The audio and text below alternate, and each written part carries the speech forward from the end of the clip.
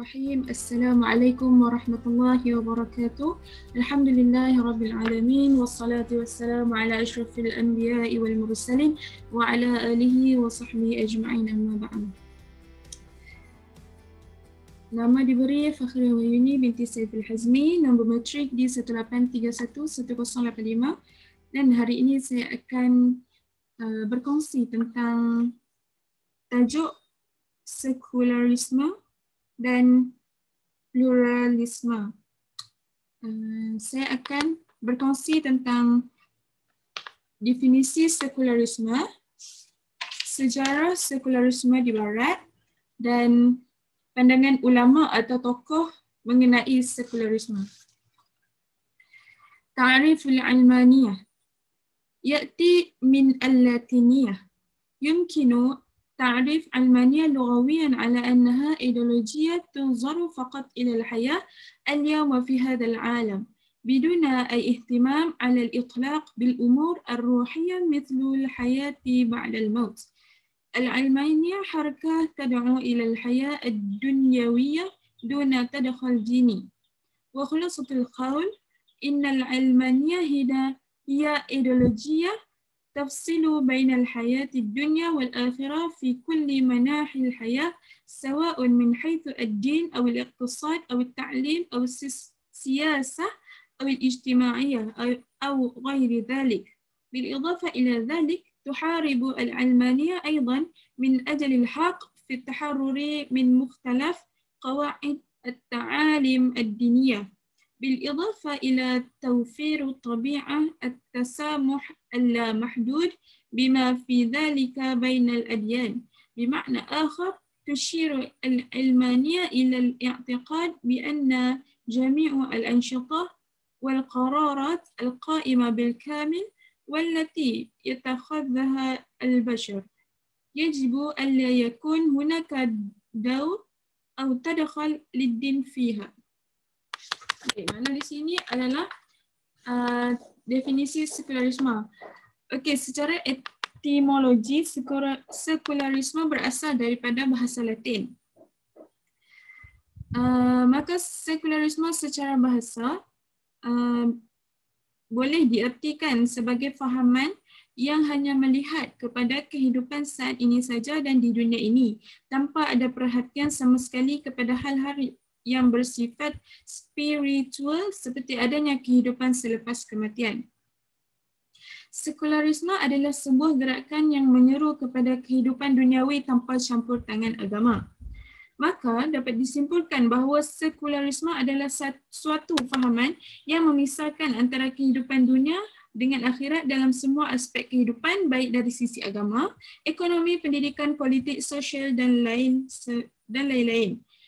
Selain daripada itu, sekularisme juga memperjuangkan hak untuk bebas daripada berbagai aturan daripada ajaran agama. Di samping itu juga memberikan sifat toleransi yang tidak terbatas termasuk juga antara agama. Dengan kata lain, sekularisme merujuk kepada kepercayaan bahawa semua kegiatan dan keputusan yang keseluruhannya berada dan dibuat oleh manusia tidak boleh ada peranan dan campur tangan agama di dalamnya.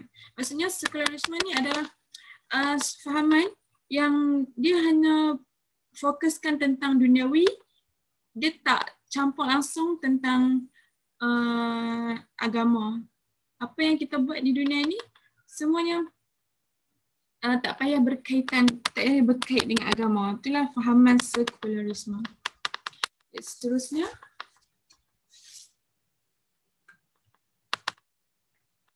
تاريخ العلمانية. ظهرت العلمانية في أوروبا بداية من إيطاليا في العصور الوسطي. كان هذا قارون لحظة جلبت العديد من تغيرات في التطور الحضارة الأوروبية في جوانب مختلفة، بما في ذلك تغيير مواقف تجاه القيم الدينية للمجتمع الأوروبي نفسه. لقد آمن فلاسفة والشعراء والمؤلفون الغربيون بقدوم حدث التحرر من الله والدين. بدأوا يشعرون أن المسيحيين لا يتمكنوا من الهروب من الأزمة الدينية التي ستنشأ نتيجة العلمانية كخطوة أولية لمنع حدوث هذه المشكلة التي تتحدى مجتمعهم. حاول بعضهم إيجاد طريقة للتكييف المسيحية مع إيديولوجية العلمانية التي ستبتلى بهم. أخيراً يزعمون أن العلمانية موجودة بالفعل في معتقدات الإنجيل، وهي إحدى تعاليم الإنجيل نفسه. كانت تلك هي اللحظة الأولى لولادة العلمانية. في ماليزيا بدأت إيديولوجيا العلمانية تتسرب رسمياً إلى ماليزيا عندما أدخل البريطانيون نظام المقيم من خلال تنفيذ سياسة فصل الحكومة والإدارة عن الحكم والسلطة أو الملك.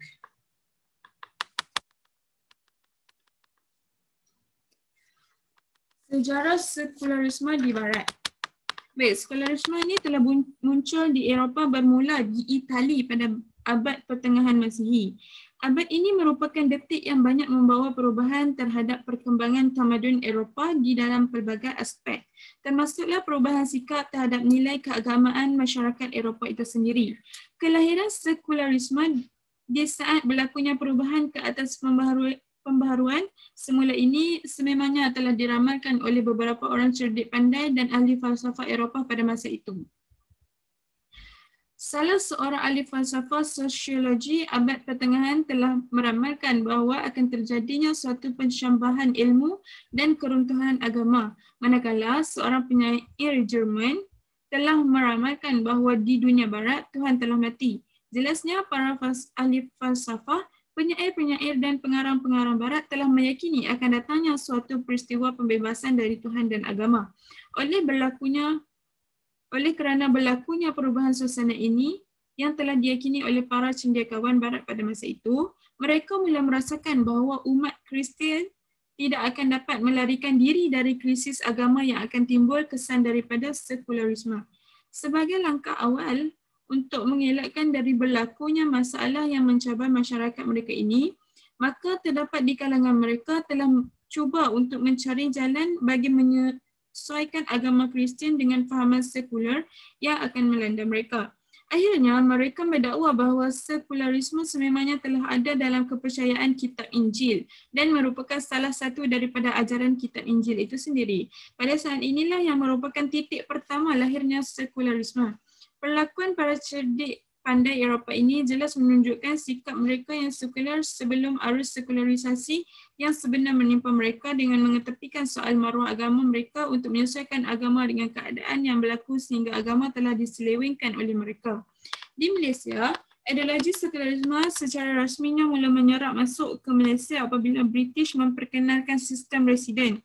Selepas perjanjian Palikor 1874, dengan melaksanakan dasar pemisahan pemerintahan dan pentadbiran negara daripada penguasaan Sultan atau Raja. Sultan atau Raja diberi kuasa khas untuk mengetuai hal-hal keagamaan di istana, manakala residen pula bertanggungjawab mentadbir negeri. Dari sinilah amalan fahaman sekularisme mula menyerap ke dalam setiap aspek kehidupan masyarakat Malaysia. Sehingga ke hari ini dasar Inggeris ini masih terus dikekalkan dengan pengasingan antara dua kuasa legislatif dan eksekutif, pentadbiran dan urusan raja-raja yang hanya diperuntukkan kuasa dalam hal ehwal Islam dan adat istiadat Melayu. Begitu dalam aspek-aspek lain, unsur sekularisme ini jelas kelihatan.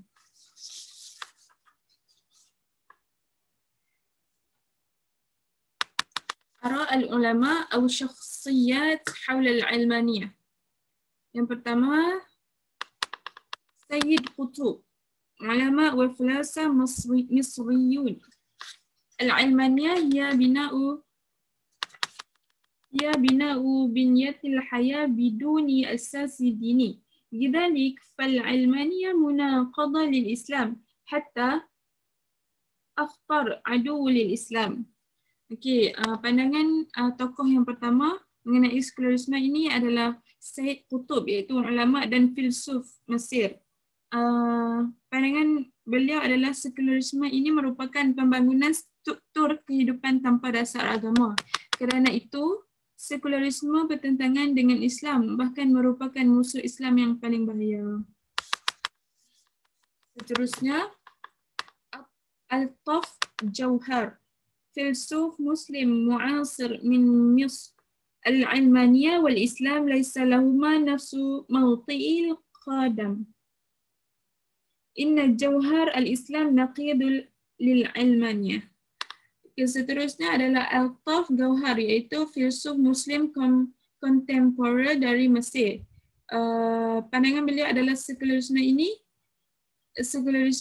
dan Islam tidak memiliki tempat berpijak yang sama. Esensi Islam berantitesis terhadap sekularisme. Okay, seterusnya adalah Sayyid Muhammad Naqib Al-Attas. Tushiru al-ilmaniyah ila ideologiyah tahussu ala tahqiq al-tabi'iyah wa siyasah al-Islam laysa mislu al-Masihiyah. Lidhalik, فإن علمانية التي حدثت في المجتمع المسيحي الغربي ليست هي نفسها التي حدثت في المجتمع الإسلامي.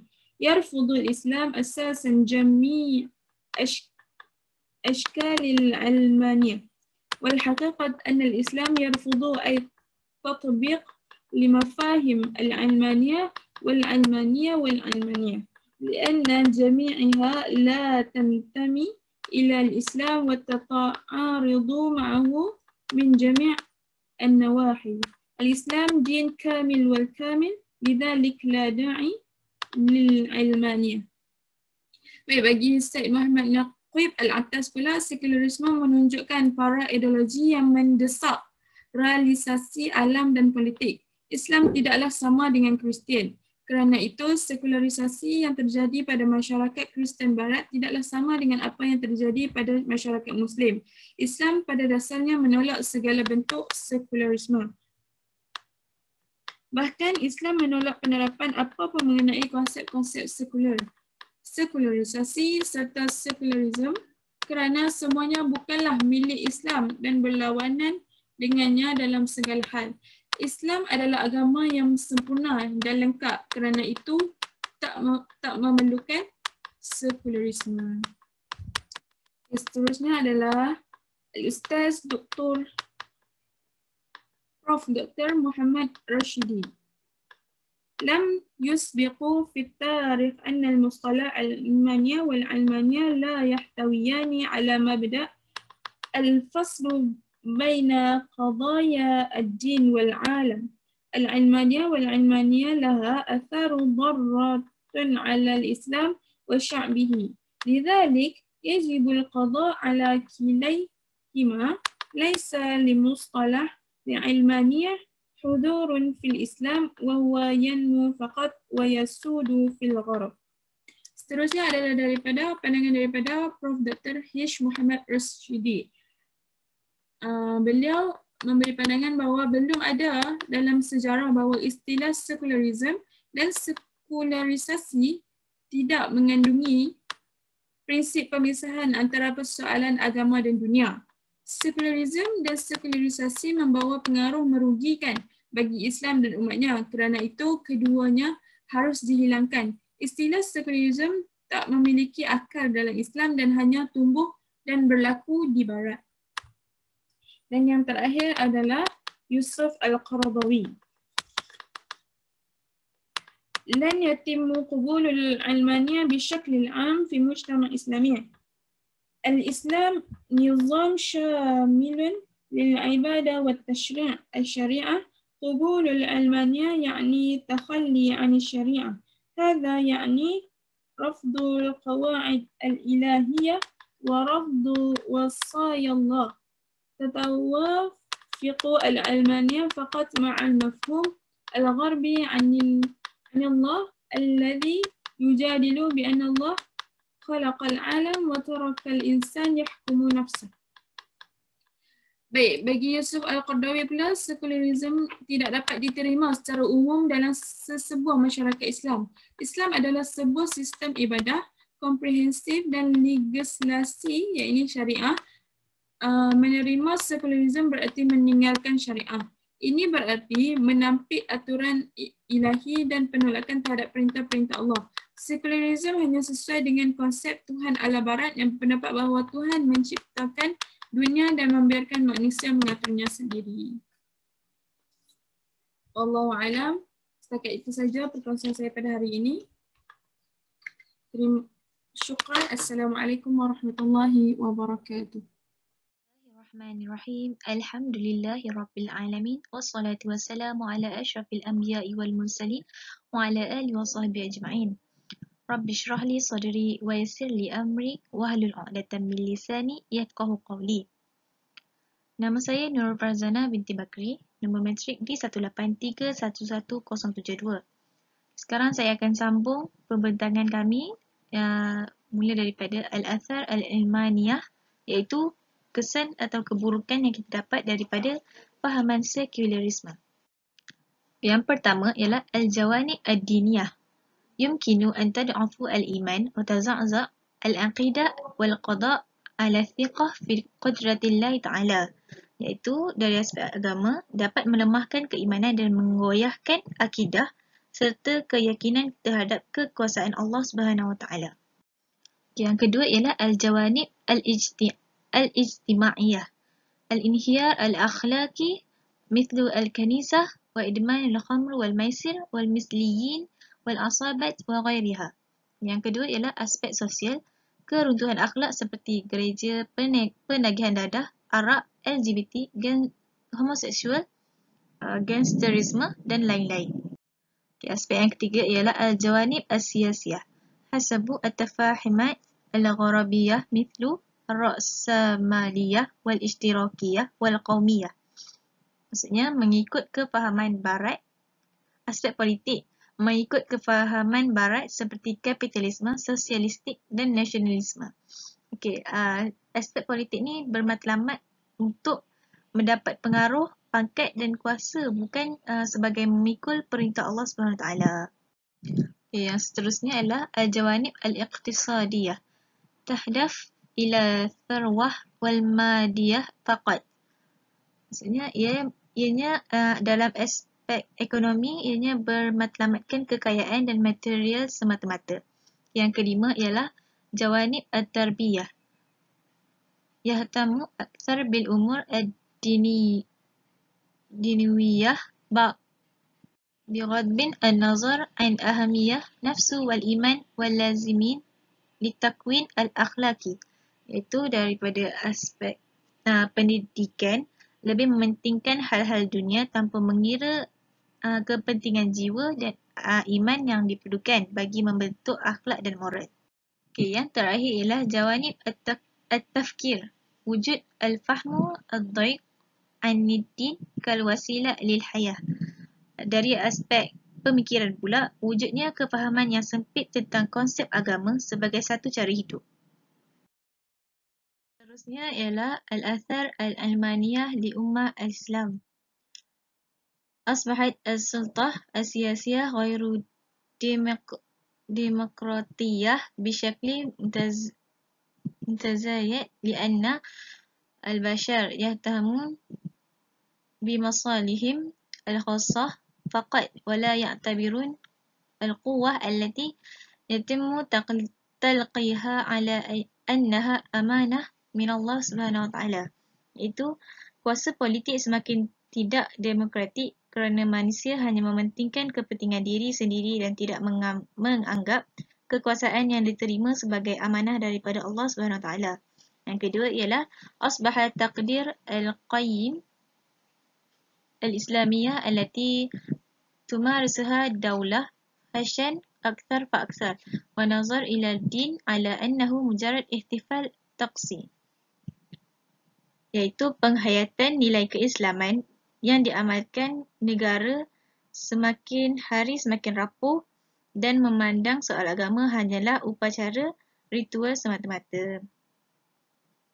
Yang ketiga ialah al-mawaqif allati yuaddi fiha huduth al-uzlah anil masalih ad-diniyah ila faraq fi nafsi wal ruh wa kadzalika wilada tanmiyah ghairu mutawazin. Yang ketiga ialah situasi yang di mana berlakunya pengasingan diri dari kepentingan beragama menyebabkan kekosongan dalam diri dan jiwa serta kelahiran pembangunan yang tidak seimbang. Yang terakhir ialah mumarasa ta'lim al-ilmani lianna التيارات الدينية تعتبر العقبة أمام التقديم والتر أن تعتبر عفوا عليها الزمان. Yang terakhir ialah mengamalkan pendidikan sekular kerana aliran keagamaan dianggap sebagai penghalang kemajuan dan pembangunan atau dianggap sebagai ketinggalan zaman. Yang seterusnya kita akan masuk pada syakhsiyat al-ilmaniyah wa amthilah ala qadaya tatra fi daulah al-islamiyah, iaitu tokoh-tokoh sekularisme dan contoh isu yang berlaku di negara Islam. Yang pertama ialah Mustafa Kamal Atatürk, yang kedua Habib Bourguiba, yang ketiga ialah Marina binti Mahathir. Yang pertama ialah Mustafa Kamal Atatürk. Beliau merupakan Presiden pertama Republik Turki pada 29 Oktober 1923. Al-Qiyam bi-islahat al-marghubah ala asas al-taghrib wal-almaniyah wal-qawmiyah. Melakukan perubahan yang diinginkan berdasarkan westernisasi, sekularisasi dan nasionalisme. Fasluddin anil nazam as-siyasiyah wal-ijtimaiyah wal-ta'limiyah wal-iqtisadiyah. Pemisahan agama dari sudut politik, sosial, sistem pendidikan maupun ekonomi. At-taghyirat allati tam ijra'iha. Perubahan yang dilakukan ialah ilqa' majlis sultaniyah wa dairah al-khilafah, iaitu menghapuskan lembaga kesultanan dan jabatan khilafah. Yang kedua ialah tamu istibdal al-muhakim al-syar'iyyah wa qanun al-syari'ah wal-islamiyah bi qanun al-qanuni al-gharabi, iaitu mahkamah syariah dan undang-undang syariah Islam telah diganti dengan Western Legal Code, iaitu undang-undang sivil Swiss, hukum jenayah Itali dan undang-undang perdagangan Jerman. Yang ketiga ialah tamu ighlaqul madaris diniyah wa istibdal durus lughah al-arabiyyah bil latiniyah, iaitu madrasah-madrasah ditutup dan pelajaran bahasa Arab ditukar dengan bahasa Latin. Yang keempat, atra al-mamnu'un min al-irtida al-qubu'at khasah bihim, iaitu rakyat Turki dilarang memakai topi khas mereka, iaitu tarbus, dan digantikan dengan memakai topi barat. Yang kelima ialah yajibu ala mawatinin atra an yakun lidaihim ismu ailah mithlu al-gharbiyyin, iaitu warga negara Turki diwajibkan mempunyai nama belakang seperti orang barat. Yang terakhir ialah yatimu taghyir ayam al-utlah yaumul jumu'ah ila yaumul ahad. Hari cuti pada hari Jumaat turut ditukar kepada hari Ahad. Yang seterusnya, fasyalat juhud at-tahdid Mustafa Kamal, iaitu usaha-usaha pembaharuan Mustafa Kamal yang gagal. Yang pertama ialah takhliful madi wal jasadi muqarinah min Turkiyan wa al-Uthmaniyah, kemunduran pembangunan material dan fizikal berbanding Turki Uthmaniyah. Yang kedua ialah faqadan al-mawtifin al-muhtarifin fil mujtama', iaitu kehilangan tenaga profesional dalam kalangan masyarakatnya. Ketiga, al-iqtisad al-Turki yatadahhur, iaitu ekonomi Turki semakin merosot. Yang keempat, lam tanjah numadij at-tanmiyah khadriyah al-mataturah. Model pembangunan bandar yang canggih tidak berjaya. Yang kedua ialah Habib Bourguiba. Beliau merupakan Presiden Tunisia dari 1957 hingga 1987. Beliau berpendapat bahawa Al-Quran yahtawi 'ala al-'adid min tabasat ghairul maqbulah 'ala aqal ar-rasyid, iaitu Al-Quran mengandungi banyak kekeliruan yang tidak dapat diterima oleh akal yang rasional. Yang kedua ialah Nabi Muhammad SAW ka'insan yusafir fi kathir minal ahyan wa yastami' ila al-qasas al-khayaliyah wal asatir ar-rakhisah. Itu Nabi Muhammad SAW sebagai manusia yang sering mengembara dan mendengar hikayat dongeng dan legenda murahan. Yang ketiga ialah kama allahat al-ummah Nabi Muhammad SAW min khilal musahabah dhikru Rasulullah muraran wa takraran bi'ibarah SAW, iaitu umat yang terlalu mendewakan Nabi Muhammad SAW dengan berulang-ulang mengiringi sebutan Rasulullah dengan sallallahu alaihi wasallam. Yang keempat ialah aghlaq jami'ah az-zaitunah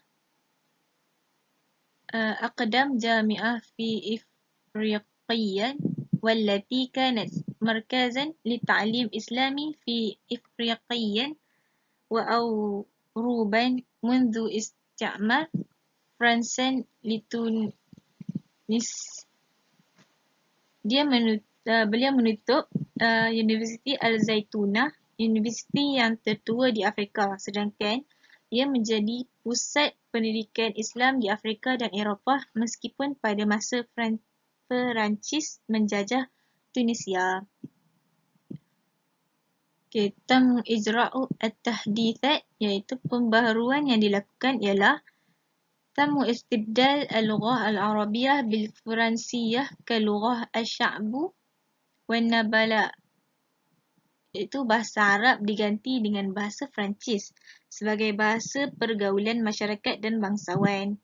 Yang kedua ialah tam istibdal al-muhkamah al-syar'iyyah bil-muhkamah al-madaniyah allati istihdam qanuniha al-qanun gharabi bil-kamil, iaitu mahkamah syariah diganti dengan mahkamah sivil yang mana undang-undangnya menggunakan sepenuhnya undang-undang barat.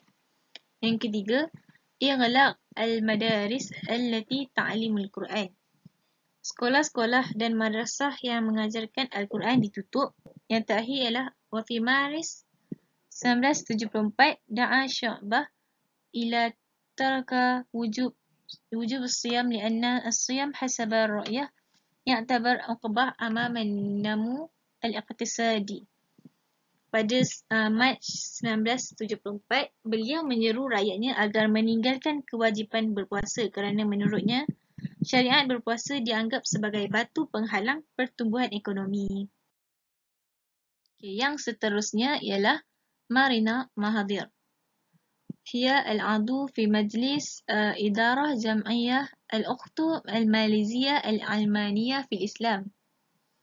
Itu beliau merupakan ahli lembaga pengarah Malaysia Secular Sister in Islam, SIS. Okay. SIS ini yafhamu al-ilmaniyah wal liberaliyah alal ragmi min irtida' biisman Islam ala tanzimiha. SIS berfahaman dengan fahaman sekular dan liberalisme walaupun bertopengkan nama Islam pada organisasinya. SIS ni juga dicengkam dengan gaya berfikir cetusan Enlightenment di Eropah beberapa kurun yang lalu. Yang ketiga, jalabat SIS ideologiyah al-liberaliyah allati tar'am Almaniyah wujudiha ma'a najah ta'alim العلمانية التي وضعت جانبا الحياة الدينية إلى ممارسة شخصية، في حين إطلاق سراح الحياة الاجتماعية والسياسية والاقتصادية من قبضة الدين المسيحية, iaitu SIS membawa fahaman liberal di mana sekularisme menyokong kewujudannya dengan berjayanya ajaran sekularisme yang menyisihkan kehidupan agama kepada satu amalan peribadi, manakala kehidupan sosio-politik dan ekonomi dibebaskan dari cengkaman agama, iaitu agama Kristian. في رؤية يمكن المستقبل في مجال العلمانية السياسية الملايوية. Marina binti Mahathir ni dia berpendapat bahawa dia mengatakan, bagi saya masa depan politik Melayu terletak di medan sekularisme. Kaum Melayu tidak mampu membuang masa untuk memikirkan isu hukum hudud yang tiada kesudahannya. Dunia sudah bergerak pantas ke hadapan, tapi kita masih lagi bergelut dengan isu yang sama, seperti adakah anjing itu haram disimpan dalam rumah atau tidak. Okey, yang terakhir daripada saya ialah Al-Khatimah. Al-Almaniyah hiya ajnadah ad-dawl al-gharbiyah li-isqat al-Islam min khilal ta'sir al-jasadi wal-aqli. Iaitu sekularisme merupakan satu agenda negara barat untuk menjatuhkan Islam melalui pengaruh fizikal dan mental. Yang kedua, la yaqbalul Islam musliman ya'lan imaniyah billahi subhanahu wa ta'ala walakin ba'da zalik yarkaz ru'yatihi aw tarkis hayatihi ala qawanin al-khalqil bashari allati la yashra'aha Allah kama yaqtadiha al-ilmani, iaitu Islam tidak menerima seorang Muslim yang mengisytiharkan keimanannya dengan Allah SWT, tapi kemudiannya menumpukan wawasan atau tumpuan kehidupannya kepada undang-undang ciptaan manusia yang bukan disyariatkan oleh Allah SWT sebagaimana yang dikehendaki oleh sekular. Okay, sekian sahaja kepada saya. Pembentangan akan disambung oleh rakan kami yang seterusnya. Sekian, terima kasih. Assalamualaikum warahmatullahi wabarakatuh. Nama saya Atika binti Abdul Rahman, nombor matrik D183110071. Ta'rifu at-ta'didiyah. Ta'ti at-ta'didiyah min mustalah al-Injilizi al-jami' allazi yashiru ila wujud akthar min kiyanun wahid. في فلسفة اليونانية الكلاسيكية فإن معارضة التعددية هي أحادية ويشير كل مصطلحين إلى فلسفة الميتافيزيقية للنقاش بين اعتبارين فقرين حول عناصر وجود الطبيعة. بشكل عام تشير هذه الفلسفة إلى وجود ديانات مختلفة وتدعي الحقيقة التي يدعيها كل الدين. إن مناهضة التعددية الدينية هي نزاع الحصرية التي تدعم الاعتقاد بأن هناك دينا واحدا فقط يحمل الحقيقة مطلقة بينما الأديان الأخرى خاطئة. هناك مصطلح آخر شائع كأساس وسط بين التعددية وحصرية وهو شمولية التي تعني وجود دين واحد مطلق بينما الأديان الأخرى ليست سوء جزاء من تلك الحقيقة المطلقة. Baiklah, definisi pluralisme. Pluralisme berasal dari istilah bahasa Inggeris iaitu plural yang merujuk kepada kewujudan lebih dari satu entiti. Dalam falsafah klasik Greek, lawan bagi pluralisme ialah monisme dan kedua-dua istilah ini merujuk kepada falsafah metafizik, perdebatan antara dua aliran pemikiran tentang unsur kewujudan alam. Secara umumnya, falsafah ini merujuk kepada kewujudan pelbagai agama dan dakwaan terhadap kebenaran yang diajukan oleh setiap agama. Lawan bagi pluralisme agama ialah eksklusivisme yang mendukung fahaman bahawa hanya terdapat satu agama sahaja yang membawa kebenaran mutlak, manakala agama-agama lain adalah palsu.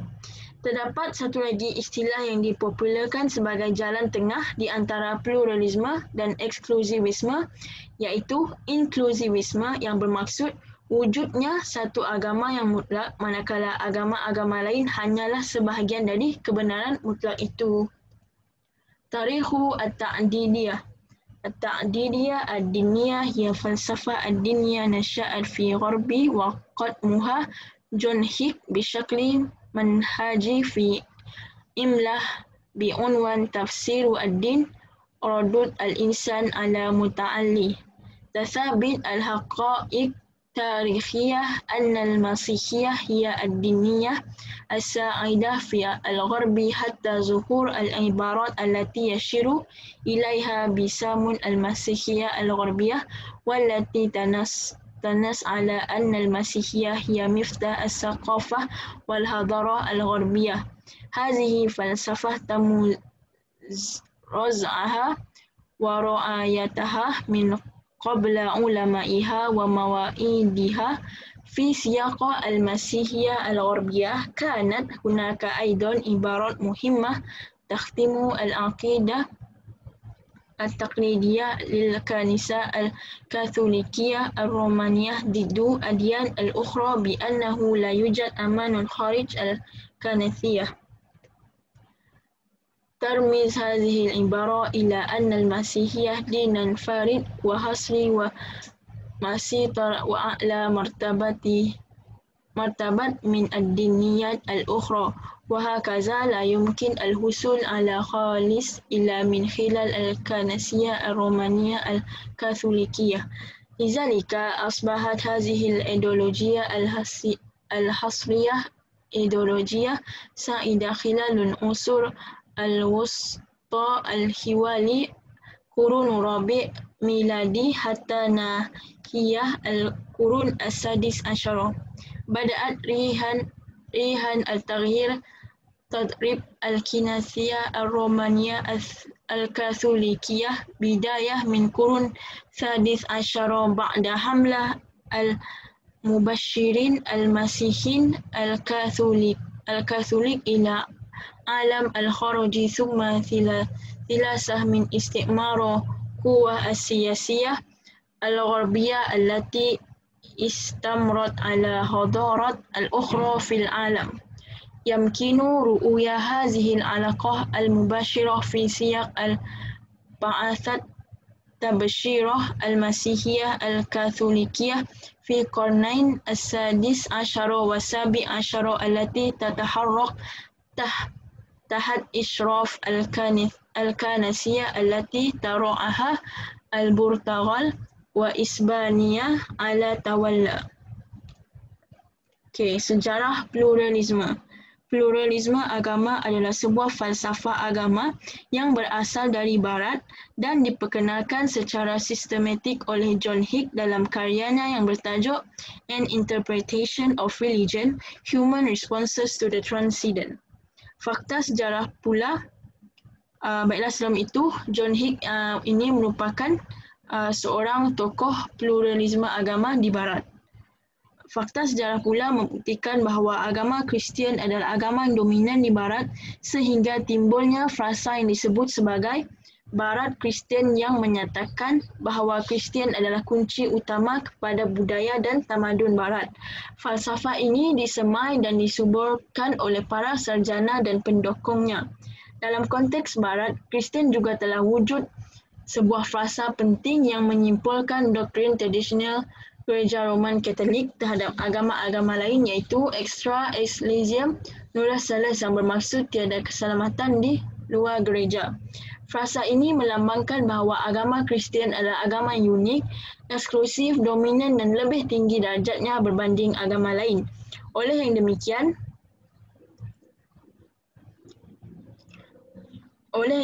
fahaman eksklusif ini telah menjadi suatu fahaman yang dominan sewaktu zaman pertengahan sekitar kurun yang keempat selepas Masihi sehinggalah ke akhir kurun yang ke-16. Angin perubahan mula melanda Gereja Roman Katolik bermula pada kurun ke-16 iaitu setelah berlakunya ekspedisi mubalik Katolik Kristian ke luar dunia dan seterusnya siri penjajahan kuasa politik barat yang berterusan ke atas tamadun lain di dunia. Hubungan secara langsung ini boleh dilihat dalam konteks ekspedisi mubalik Kristian Katolik pada kurun ke-16 dan ke-17 yang bergerak di bawah arahan gereja Patronato dan Patroado yang masing-masing ditajak oleh Portugal dan Spain. Qadaya al-Muzahir at-Ta'didiyah ad-Diniyah fi Malaysia. Isu-isu gejala pluralisme agama di Malaysia. Secara dasarnya isu ini taklah selantang seperti mana yang disuarakan oleh rakyat di negara jiran. Namun begitu, gejala ini cuba dipromosikan oleh golongan tertentu yang berkepentingan sama ada ianya dari golongan kerajaan atau pertubuhan bukan kerajaan melalui pendekatan cara hidup dan kepercayaan masyarakat. Isu yang pertama, qadaya ar-riddah wal muhabbah baina adyan. Isu murtad dan cinta rentas agama. Merujuk kepada kes-kes mendokong usaha permurtadan umat Islam termasuk melalui tindakan mencabar melalui mahkamah turut mempengaruhi segelintir orang Islam. Dalam menyokong murtad atas nama kebebasan beragama, seseorang Muslim boleh terlanjur memperkecilkan kesalahan menukar agama serta mencairkan kebencian terhadap kekufuran. Yang kedua, ta'asis al-lujnah al-hiwar baina adyan, iaitu penubuhan IFC, Interfaith Commission ataupun Suruhanjaya Antara Agama. Merujuk kepada usaha penubuhan platform dianggotai wakil pelbagai agama secara samarata bagi menangani pelbagai isu-isu hubungan antara agama. Tuntutan-tuntutan di sebalik penubuhan IFC ini melibatkan usaha menyamakan kedudukan dan hak agama-agama lain dengan agama Islam. Yang ketiga, taqasim al-a'yad wal munasibat ad-diniyah, perkongsian perayaan dan acara keagamaan. Merujuk kepada penganjuran majlis-majlis sambutan hari-hari kebesaran agama secara bersama. Juga penyertaan orang-orang Islam khususnya pemimpin-pemimpin Muslim dalam acara keagamaan di rumah-rumah ibadat agama lain boleh terlibat kepada pengiktirafan dan turut memakmurkan kekufuran dan kebatilan. Juga mencairkan kebencian terhadap kekufuran. Yang keempat, istiqmalun ghairul muslimin li kalimah Allah. Penggunaan kalimah Allah oleh orang bukan Islam. Merujuk kepada persoalan sama ada para penganut agama lain boleh menggunakan kalimah Allah untuk merujuk kepada Tuhan atau sembahan dalam agama mereka. Selain merupakan pelanggaran terhadap hak Allah Subhanahu Wa Taala dan adab terhadapnya, ia juga boleh meleburkan garis-garis pemisah antara umat Islam dan agama-agama lain. Yang kelima, maudu' at-tahrim al-yoga ala muslimin. Isu pengharaman yoga bagi umat Islam. Merujuk kepada fatwa kebangsaan mengharamkan penglibatan orang-orang Muslim dalam senaman yoga kerana ada unsur agama lain di dalamnya, boleh meleburkan pemisahan antara orang Islam dan agama lain. Okay, bismillahirrahmanirrahim. Assalamualaikum warahmatullahi wabarakatuh. Nama saya Nur Fazlin binti Nazli, nombor matrik D183-11092. InsyaAllah saya akan meneruskan pembentangan Atikah binti Abdul Rahman dengan tajuk yang seterusnya iaitu Nazaratul Islamiyah lil Ta'addidiyah, iaitu pandangan Islam terhadap pluralisme agama. Okey, propaganda fahaman pluralisme agama yang semakin hari semakin hebat telah dilakukan di negara-negara Islam merupakan masalah serius yang perlu ditangani dengan segera. Adalah penting bagi setiap orang Islam untuk mengetahui agenda dan hala tuju sebenar fahaman pluralisme agama yang dibawa. Menurut Dr. Syamsuddin Arif, terhadap beberapa pandangan Islam telah diberikan kepada pluralisme agama. Okey, sebab apa kita perlu tahu agenda dan hala tuju sebenar fahaman ini untuk kita mengelakkan daripada dipengaruhi dan kita dapat sebarkan kepada orang lain. Okey, yang pertama ialah hakikatul Islam, iaitu kebenaran Islam. Dalam akidah Islam telah disepakati oleh semua kaum muslimin bahawa tidak ada di muka bumi ini suatu agama yang benar kecuali agama Islam, yang ajarannya membatalkan ajaran agama-agama sebelumnya. Firman Allah dalam Al-Quran iaitu dari surah Ali Imran ayat 85, A'udzubillahi minasyaitonirrajim, Bismillahirrahmanirrahim. Wa man yabtaghi ghairal islami dinan falan yuqbala minhu wa huwa fil akhirati minal khasirin. Yang bawa maksud barang siapa mencari agama lain selain agama Islam, maka sekali-kali tidaklah akan diterima agama itu daripadanya, dan dia di akhirat termasuk orang-orang yang rugi.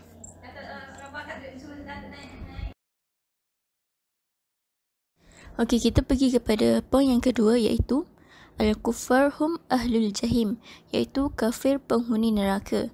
Dalam ajaran Islam telah dinyatakan bahawa setiap orang bukan Islam iaitu non-Muslim, sama ada dia itu Yahudi, Nasrani dan selain dari mereka itu adalah dianggap kafir dan mereka adalah penghuni neraka, sesuai dengan firman Allah dalam surah Al-Bayyinah ayat 1 dan 6. A'udzubillahi minasyaitonirrajim. Bismillahirrahmanirrahim. لم يكن الذين كفروا من أهل الكتاب والمشركين منفكين حتى تأتيهم البينة رسول من الله يتلو صحفا مطهرة فيها كتب قيمة وما تفرق الذين أوتوا الكتاب إلا من بعد ما جاءتهم البينة وما أمروا إلا ليعبدوا الله مخلصين له الدين هنفاء ويقيمون الصلاة ويؤتوا الزكاة وذلك دين القيمة إن الذين كفروا من أهل الكتاب والمشركين في نار جهنم خالدين فيها أولئك هم شر البرية.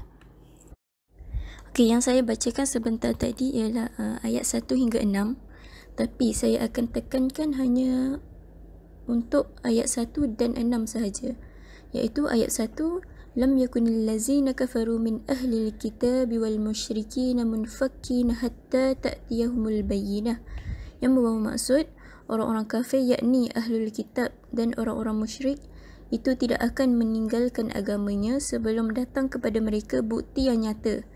Dan ayat 6, Innal ladzina kafaru min ahlil kitabi wal musyrikin fi nari jahannam khalidina fiha ulaika hum syarrul bariyah, yang bermaksud sedang orang-orang kafir yakni ahlul kitab dan orang-orang musyrik akan masuk ke neraka jahanam, mereka kekal di dalamnya, mereka itu adalah seburuk-buruk makhluk.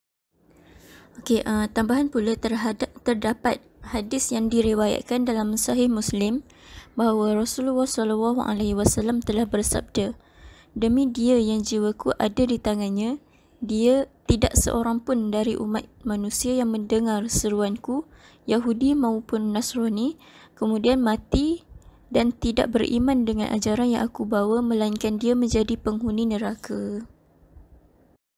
Okey, poin yang ketiga adalah aminu bil Quran, iaitu meyakini Al-Quran.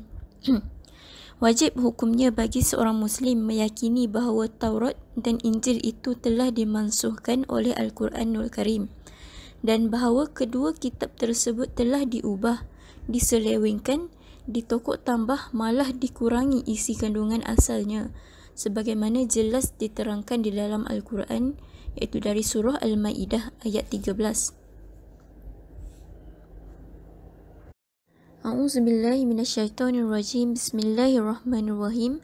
Fabima naqdihim mitsaqahum la'annahum wa ja'alna qulubahum qasiyah yuharrifuna al-kalima am mawadi'ihi wa nasu hazzam mimma zukkiru bih wa la tazalu tattali'u ala kha'inatin minhum illa qalilan minhum fa'fu anhum wasfah innallaha yuhibbul muhsinin, yang membawa maksud Maka dengan sebab mereka mencabuli perjanjian setia mereka, kami laknatkan mereka dan kami jadikan hati mereka keras membatu, tidak mahu menerima kebenaran. Mereka sentiasa mengubah kalimah-kalimah yakni yang ada di dalam kitab Taurat dengan memutarnya dari tempat-tempatnya yakni dan bersama maksudnya yang sebenar, dan mereka melupakan yakni meninggalkan sebahagian dari apa yang diperingatkan mereka dengannya, dan engkau yakni wahai Muhammad sentiasa dapat melihat perbuatan khianat yang mereka lakukan, kecuali sedikit dari mereka yakni yang tidak berlaku khianat. Oleh itu maafkanlah mereka yakni jika mereka sedia bertaubat, dan janganlah dihiraukan kerana sesungguhnya Allah suka kepada orang-orang yang berusaha supaya baik amalannya. Okey, poin yang keempat adalah mabadi'ul akidah wa syariah, yakni prinsip akidah dan syariah. Berdasarkan prinsip-prinsip akidah dan syariah Islam, maka propaganda pluralisme agama, pendekatan agama-agama dan peleburan agama-agama adalah amat halus. Tujuannya mencampur adukkan yang hak dengan yang batil, merosakkan sendi-sendi ajaran Islam dan menyeret pemeluknya ke arah murtad. Firman Allah dalam surah Al-Baqarah ayat 217. A'udzubillahi minasyaitonirrajim. Bismillahirrahmanirrahim. Wala yazaluna yuqatilunakum hatta yaruddukum an dinikum in istata'u. Yang membawa maksud, mereka tidak henti-hentinya memerangi kamu sampai kamu dapat mengembalikan kamu dari agamamu, yakni kepada kekafiran andai kata mereka mampu.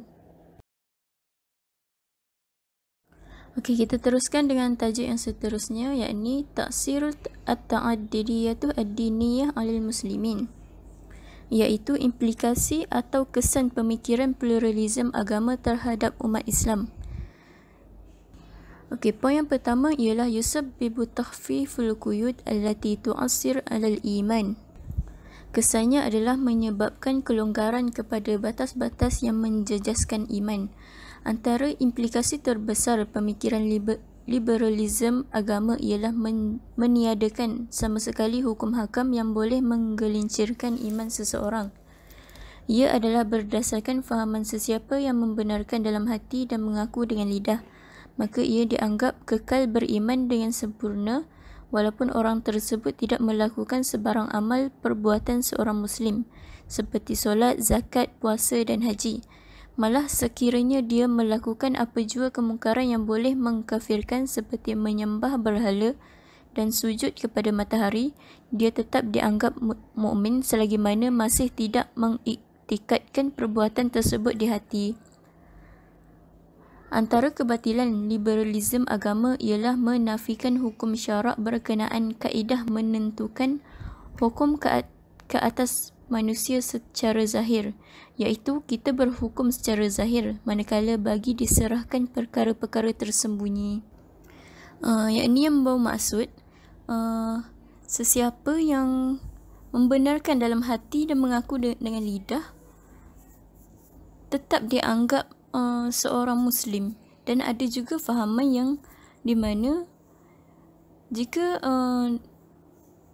seseorang melakukan sebarang amal perbuatan sebagai seorang Muslim, iaitu seperti solat, zakat, puasa dan haji, mereka juga dikira sebagai seorang mukmin, menunjukkan kelonggaran kepada batas-batas yang menjejaskan agama. Poin yang kedua ialah tahwilul Islam ila dinin iman faqat, yang membawa maksud mengubah Islam menjadi agama kepercayaan semata-mata. Pemikiran liberalisme agama boleh menjadi punca kandungan agama Islam yang meliputi pelbagai aspek kehidupan manusia dihapuskan. Hasilnya, Islam akan menjadi agama kepercayaan semata-mata. Hanya dengan beriman dalam hati dan melafazkan dua kalimah syahadah, maka ia dianggap sebagai mukmin yang sempurna. Fahaman ini menyebabkan hakikat agama yang dibawa oleh para Rasul alaihi salam, perutusan kitab-kitab suci dan pertembungan yang berlaku antara golongan beriman dan golongan kufar tidak mempunyai apa-apa makna. Ini kerana ia tidak memperjuangkan konsep penyerahan diri seperti yang terkandung di dalam makna Islam itu sendiri. Sebaliknya, hanya menerima ucapan lafaz syahadah sebagai penilai terhadap kesempurnaan iman seseorang. Konsep ibadah juga tidak akan mempunyai apa-apa erti. Ini kerana ia hanya mementingkan pengakuan hati dan lidah, sedangkan ibadah meliputi pelbagai amalan zahir yang menjadi lambang ketundukan, kehinaan dan ketaatan manusia sebagai hamba Allah Subhanahu Wa Taala. Ibadah solat, zakat, puasa dan haji kesemuanya adalah ibadah zahir yang wajib dilakukan oleh setiap hamba bagi membuktikan keimanan mereka kepada Allah Subhanahu Wa Taala. Ia adalah matlamat dan tujuan mereka diutuskan di bumi ini. Firman Allah Subhanahu Wa Taala dalam surah Az-Zariyat ayat 56. Wa ma khalaqtul jinna wal insa illa liya'budun. Yang bermaksud, dan ingatlah aku tidak menciptakan jin dan manusia melainkan untuk mereka menyembah dan beribadat kepadaku. Poin yang seterusnya iaitu poin yang ketiga, takhir nazratul muslimin illa ma'asi wa aqabun nar. Yang membawa maksud mengubah persepsi umat Islam terhadap dosa dan azab mereka. Liberalisme agama cuba menjadikan iman itu tidak akan sekali-kali tergugat dengan dosa dan maksiat yang dilakukan oleh anggota badan. Fahaman ini adalah amat bertentangan dengan nas-nas Al-Quran dan hadis berkenaan dosa dan maksiat. Nas-nas syarak telah menetapkan bahawa dosa syirik dan kekufuran tidak sekali-kali akan diampunkan oleh Allah Subhanahu Wa Taala di hari akhirat kelak. Manakala dosa selain kedua-duanya telah dijanjikan Allah Subhanahu Wa Taala dengan balasan tertentu di dunia dan di akhirat berdasarkan kecil atau besarnya dosa tersebut.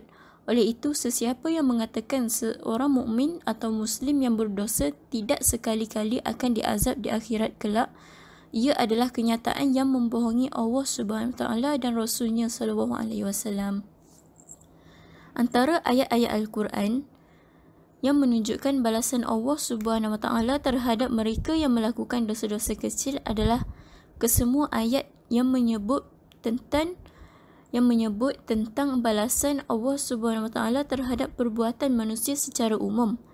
Sebahagiannya ayat-ayat tersebut adalah berikut,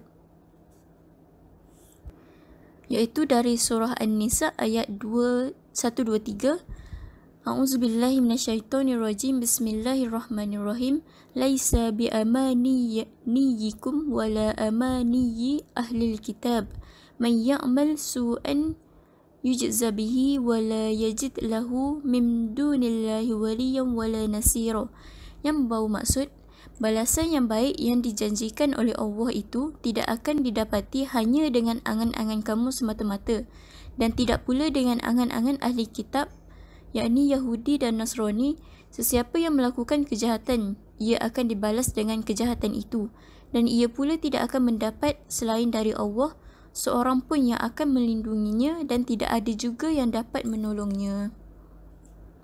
Okey, poin yang terakhir yakni poin yang keempat, al-qada' al-khususiyyah al-haq fil Islam wa ja'ala al-Islam yatamashi ma'a mawquf al-adyan al-ukhra. Yakni yang bermaksud menghapuskan eksklusiviti kebenaran pada agama Islam dan meletakkan agama Islam seiring dengan kedudukan agama lain. Secara ringkas, beberapa implikasi buruk yang bakal menimpa sekiranya pengaruh pluralisme agama dibiarkan berleluasa di dalam negara atau di seluruh dunia, iaitu yang pertama, penghapusan agama itu sendiri disebabkan usaha yang menyeragamkan semua agama dan menolak sebarang pertindihan yang berlaku membabitkan perbezaan fahaman atau kepercayaan. Selain itu, pluralisme skeptik yang menjurus kepada kesangsian dan keraguan terhadap kewujudan agama dan kepercayaan. Seterusnya, ancaman ke atas hak asasi manusia, terutama hak untuk mengamalkan agama, atau kepercayaan masing-masing. Selain itu, kedudukan Islam sebagai agama rasmi di negara ini akan terhakis sedikit demi sedikit demi memenuhi tuntutan mereka yang menafikan kelebihan atau keistimewaan mana-mana agama. Selain itu, agama akan menjadi tidak lebih melainkan urusan peribadi masing-masing dan mustahil untuk dijadikan sebagai undang-undang, yakni syariah, kerana ketika itu yang wujud hanyalah etika dan moral yang diakui bersama.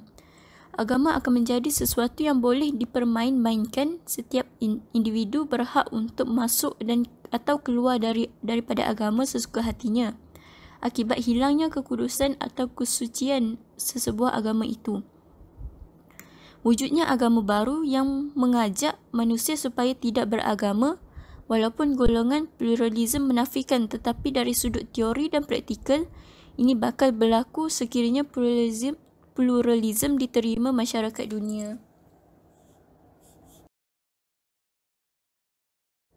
Okey, tajuk yang seterusnya ialah At-Ta'alim At-Ta'addidiyah fi Maliziyah atau Fusul, yakni golongan atau ajaran pluralisme di Malaysia. Antara contoh-contohnya adalah yang pertama, Mamlikah As-Samawiyah Walid bin atau Ta'alim Arifin Muhammad, iaitu Kerajaan Langit Ayah Pin atau ajaran Arifin Muhammad. Menurut Marzuki 2009, Ismail Mina Ahmad 2012, Latifah Abdul Majid 2012, Ayah Pin telah mempromosikan satu ajaran yang mengajar semua agama adalah sama dan setiap orang berhak untuk mengamalkan agama dengan apa jua cara yang mereka sukai. Contoh fahaman yang kedua, Fahmul Wahidah Al-Muta'aliyah Lil Adyan atau Sophia Perennis, yakni fahaman The Transcendent Unity of Religions of Sophia atau Sophia Perennis. Golongan ini menyatakan bahawa Tuhan berada di titik puncak, sementara semua agama mengalir ke bawah dari titik puncak tersebut. Demikian juga dalam waktu yang sama, semua agama naik dari bawah ke atas yang akhirnya akan bertemu di titik puncak tersebut. Okey, contoh yang ketiga ialah John Hick At-Ta'ifi, yakni penganut mazhab John Hick. Golongan ini ialah mereka yang terpengaruh dengan pluralisme agama gagasan John Hick yang menganjurkan semua agama sama rata. Antara sarjana-sarjana yang terpengaruh dengan gagasan ini ialah Anwar Ibrahim dan Hashim Kamali. Dan contoh yang terakhir ialah At-Ta'addidiyah Al-Islamiyah, yakni Islamic Pluralism. Menurut Ismail Mina Ahmad dan Khalif Muammar, pluralism Islam, yakni Islamic Pluralism, telah diperkenalkan oleh Osman Bakar. Menurut Khalif Muammar, Osman Bakar telah memperkenalkan konsep ini dalam karyanya iaitu The Quran on Interfaith and Intercivilization Dialogue Interpreting a Divine Message for 21st Century Humanity.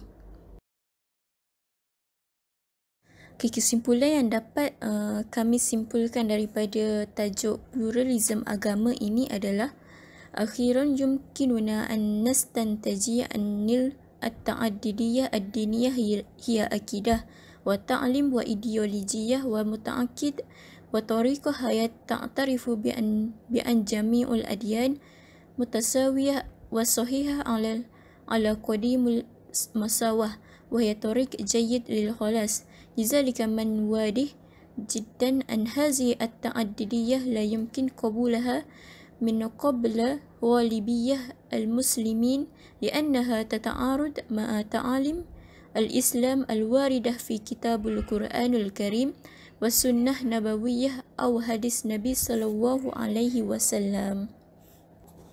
Maksudnya adalah akhirnya dapat kita simpulkan bahawa pluralisme agama itu adalah satu doktrin, ajaran, ideologi, akidah, keyakinan dan way of life yang mengakui semua agama adalah sama dan setara, sama benar dan merupakan jalan keselamatan yang baik.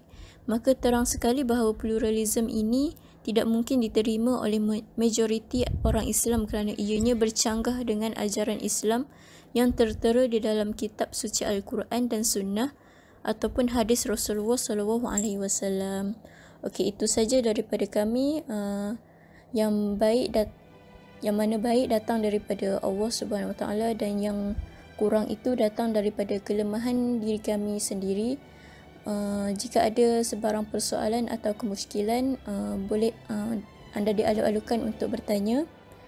Dan itu saja daripada kami. Sekian, wabillahi taufiq wa hidayah. Wassalamualaikum warahmatullahi wabarakatuh.